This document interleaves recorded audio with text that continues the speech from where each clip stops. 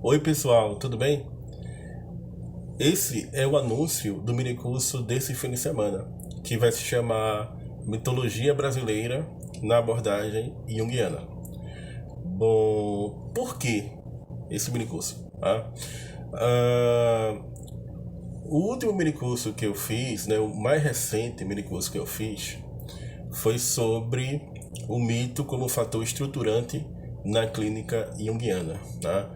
Eu mostrei para vocês como a clínica do Jung não é uma clínica estruturada de antemão, mas é estruturada pelo mito e pela vivência radical no símbolo, ou seja, pela vida simbólica. Tá? Que os motivos mitológicos, que quase sempre aparecem nos sonhos, aparecem no trabalho com a fantasia criativa, aparece na imaginação ativa, né? Aparece com as imagens psíquicas conscientes ou inconscientes que o paciente traz para a clínica. Tá? Que esses mitos, quando surgem espontaneamente, a análise começa a circunambulá-los, ou seja, eles começam a ocupar o centro da análise. Inclusive porque eles possuem energia luminosa, são fatores de integração, de transformação, de cura. Tá? São representações coletivas e fazem parte da psique objetiva. Né? Eles são parte da psique objetiva, ou seja, eles começam a estruturar a análise psicológica na clínica do Jung. Então eu falei muito sobre essa perspectiva e citei alguns mitos e como a gente pode acolher esse material mitológico na clínica. Tá? Eu citei que eu já havia feito um mini curso sobre sonhos, né, chamado Trabalho com os Sonhos na Clínica Junguiana, em que eu falo do método de amplificação e ensino, né, como se interpretar um sonho de acordo com a psicologia do Jung. E eu fiz também um mini curso chamado A Função dos Símbolos na Cura da Alma, que é uma aplicação prática de duas obras do Jung, né? A Energia Psíquica e O Homem e Seus Símbolos. Tá? Aplicação clínica, prática e direta no campo pragmático da clínica. E fiz um mini curso, conforme eu falei agora, o mito como fator estruturante na clínica junguiana, ou seja, eu adotei uma perspectiva onírica, com trabalho com os sonhos, fantasia criativa, e do ponto de vista etnopsicológico, do ponto de vista etnoantropológico e psicoantropológico, eu adotei duas perspectivas no meu diálogo da psicologia com as ciências humanas, que é a perspectiva funcionalista e a perspectiva estruturalista. Tá? A perspectiva funcionalista com a função dos símbolos na cura da alma, me utilizando de uma metáfora muito cara às ciências da natureza e que chegou também nas ciências humanas durante um certo tempo, que é a metáfora orgânica, né? Entender o mundo, a natureza, né? Como um grande organismo. Né?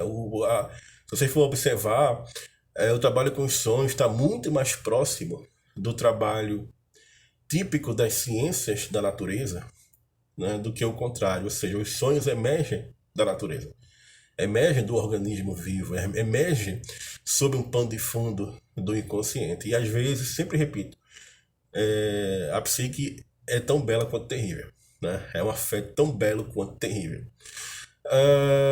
Mas quando nós tentamos explicar o fenômeno psicológico, nós começamos a dialogar mais com as ciências humanas, ou seja, a psicologia é ao mesmo tempo uma ciência da natureza em sua origem. Por quê? Porque a forma como trabalhamos de observar o fenômeno e descrever o fenômeno é típica das ciências naturais, mas quando vamos explicar o fenômeno, nós explicamos utilizando a linguagem típica das ciências humanas, né? Principalmente da antropologia, método comparativo, né? E também da sociologia, enfim. Nós começamos a ingressar mais no mundo social. Né? E o sonho tem muito a ver com o mundo social. Utilizei a perspectiva funcionalista, que é um olhar etnopsicológico sobre os mitos, e utilizei a perspectiva estruturalista, no mito como fator estruturante da clínica junguiana. Ou seja, duas formas de olhar, dois métodos diferentes, porque a clínica do Jung pede esse duplo olhar, né? Esse olhar de Janus. Tá? Todo fenômeno psicológico precisa ser olhado dessa forma, né? Um olhar de Janus. Só que aí, pessoal, eu gostaria de falar sobre mitos numa perspectiva que não é nem funcionalista mais, nem estruturalista. Por quê? Porque eu já falei. Eu quero falar agora de mitos numa perspectiva sincronística, tá certo? Como assim? Eu vou falar do mito a partir do fenômeno da sincronicidade, certo? Vou utilizar o fenômeno da sincronicidade para que a gente possa compreender um pouco melhor como se organiza o psiquismo, como o inconsciente coletivo age, né? Como esse inconsciente coletivo age e quais são os sinais visíveis e sensíveis do acontecer psíquico, né? Das manifestações do inconsciente coletivo na nossa cultura. Sem falar que trabalhar a mitologia brasileira, mitos brasileiros, que é uma mitologia riquíssima, que eu tenho lido bastante recentemente, e que é uma mitologia que não é tão explorada, né? É por si só preencher uma lacuna, digamos assim, olha, nós que estudamos Jung, nós precisamos nos debruçar sobre os mitos, né, da nossa própria civilização. Inclusive porque, eu vou citar casos clínicos, né, esses mitos têm correspondência simbólica na clínica, né? Eles acontecem na clínica, eles estruturam a clínica. Tá? Interessante que uma vez o Jung estava dando uma palestra para médicos, e aí ele sendo médico, né, ele meio que contou uma piada interna assim, né? Nós médicos sempre nos preocupamos com os aspectos pragmáticos do nosso saber, né? A gente não perde tempo com coisas muito teóricas, tá? E por que é que né, Jung estava falando, por que é que eu trago para vocês esses paralelos? Por que é que eu trago para vocês esses motivos mitológicos? Isso não parece ser algo muito descolado de um campo pragmático de saber, em que o médico, né, o profissional, o terapeuta, aquele que busca a cura da alma, precisa lidar, realmente a gente precisa lidar com os mitos, né, com as amplificações, com os métodos, né? E aí o que vai falar de modo muito interessante que o que levou, o que o levou a estudar os paralelos foi um problema muito comum ao trabalho clínico, que é o problema da transferência, né? A gente sabe que sem transferência não há análise, a gente sabe que a transferência é o motor da análise, tá? E para Jung, a transferência, a projeção, tá, possui tanto a transferência como a projeção. Tá? A projeção uma espécie de transferência inconsciente também, uma transferência pequenininha, mas no quadro maior da transferência, existem ali motivos arcaicos, existem ali motivos mitológicos, certo? E esses motivos mitológicos, por exemplo, no momento em que um paciente enxerga no terapeuta a figura do pai, a figura da mãe, ou mesmo a figura de um filho, né? Tudo isso são possibilidades de narrativas simbólicas, e há aí inconscientemente motivos mitológicos que explicam esse processo de transferência que vai justamente conduzir a análise, né? A transferência é o motor da análise. Tá? E aí, pessoal, eu vou selecionar alguns mitos brasileiros, tipicamente brasileiros, né? Mitos que a gente ouviu a vida inteira, como o mito da Yara, o mito do Saci, o Saci Pererê, né? O mito da Vitória Régia, a Mula Sem Cabeça, o Caipora, o Curupira, né? Vamos falar de mitos e de lendas tipicamente brasileiras sob um olhar junguiano. Tá? E para isso nós vamos utilizar o fenômeno da sincronicidade. Né? Por quê? Porque a sincronicidade muitas vezes explica, tá, como é que mitos que surgiram em lugares tão distantes, certo? Em épocas tão distintas, às vezes separadas por milhares de anos, entram em contato. Porque uma vez que a gente não tem a hipótese antropológica do difusionismo cultural para explicar esse tipo de paralelismo, esse tipo de aproximação, a gente começa a observar o fenômeno da sincronicidade, o fenômeno da coincidência significativa, né? Então, por exemplo, você vê o mito da Vitória Régia, por exemplo, né? No mito da Vitória Régia, é contado que uma índia chamada Nayar se apaixonou pela lua.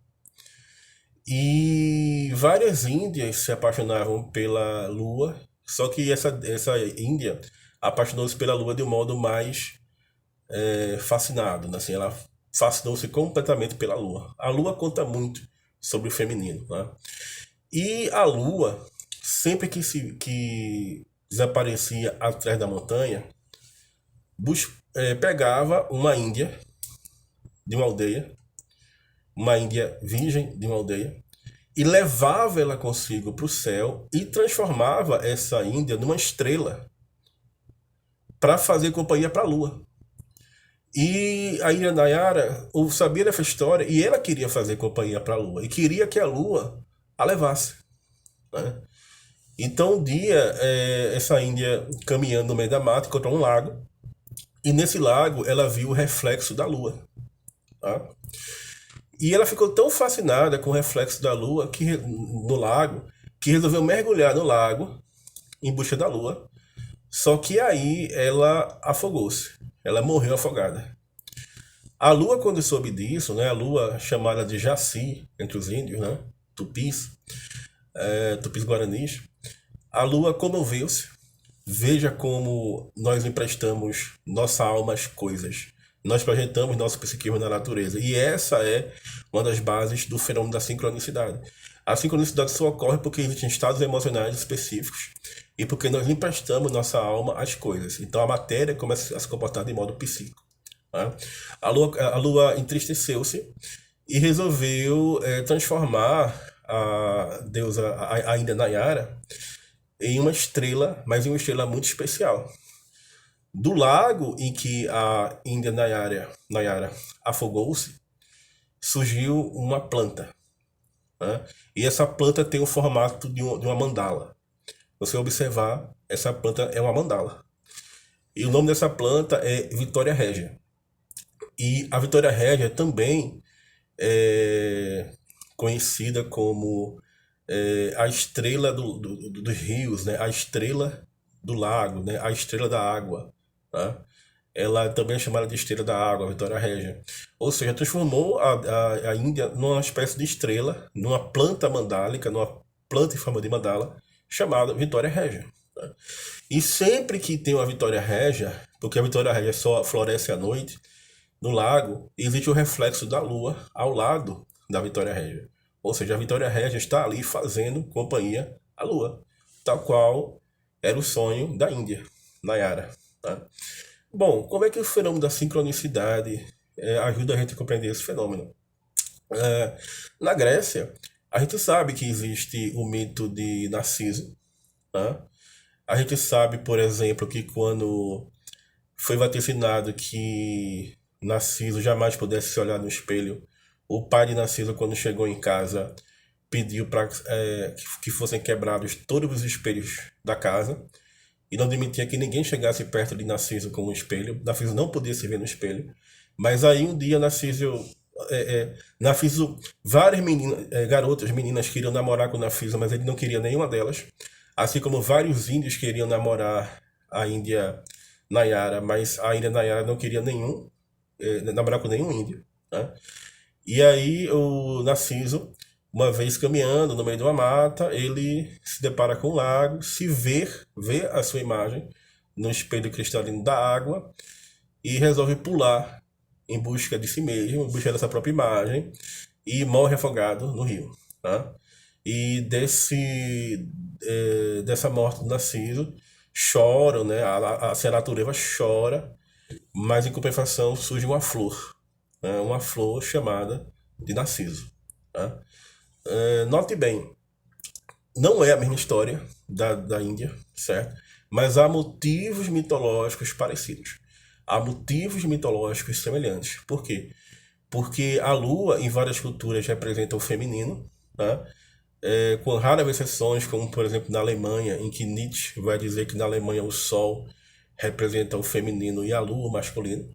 Mas, de modo geral, a lua possui uma afinidade, né, muito grande com o ciclo menstrual, com as mutações, né, o ciclo de 28 dias que corresponde ao ciclo menstrual, e com aspectos femininos de sensualidade, de se deixar observar, né?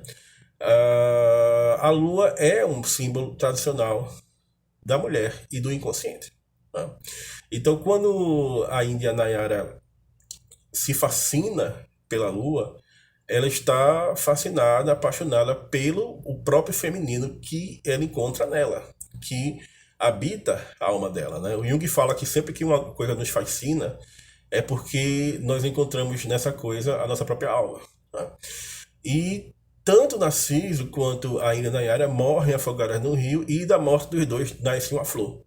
Da morte de Nayara nasce a Vitória Régia, e da morte de Narciso nasce a flor chamada Narciso. Né? Então você percebe que há motivos mitológicos semelhantes. Por que o fenômeno da sincronicidade, da coincidência significativa pode ajudar a entender esse fenômeno? Porque esses paralelos se aproximam por meio de uma coincidência significativa, uma vez que os nossos índios dificilmente conheceram o mito de Narciso. Nossos índios dificilmente conheceram o mito de Narciso, a época em que esse mito foi produzido, o mito da Vitória Régia, mas a psique objetiva dos índios produziu um mito com um motivo mitológico muito semelhante ao mito de Narciso. Né? Uma outra aproximação sincronística que nós podemos fazer, que não é nem funcionalista, nem estruturalista, nem difusionista cultural, por exemplo, que eu sempre cito, né?